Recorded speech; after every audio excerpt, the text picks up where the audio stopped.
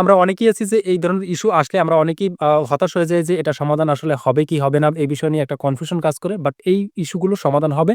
তবে আপনাকে অবশ্যই যে কাজটি করতে হবে আপনার পেজটাকে আপনাকে নিজে আগে রিভিউ করতে হবে এবং আপনার পেজে যদি কোনো প্রকার আনঅরিজিনাল কনটেন্ট থেকে থাকে এই আনঅরিজিনাল কনটেন্ট গুলোকে আপনাকে ডিলিট করে দিতে হবে। অর্থাৎ আনঅরিজিনাল কনটেন্ট আপনার পেজে টোটালি থাকা যাবে না।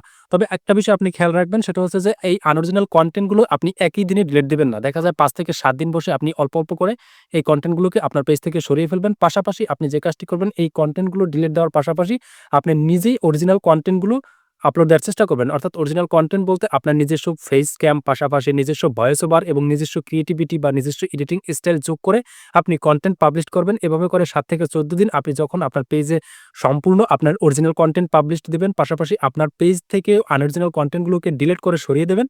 যখন Facebook মনে করবে যে আপনার পেজে আনঅরিজিনাল কনটেন্টের সংখ্যা কমে গেছে এবং অরিজিনাল কনটেন্ট আপনি নিয়মিত আপলোড দিবেন, এভাবে করে আপনি যদি কাজ করেন সেক্ষেত্রে খুব দ্রুত আপনার পেজ থেকে এই ইস্যুটি চলে যাবে।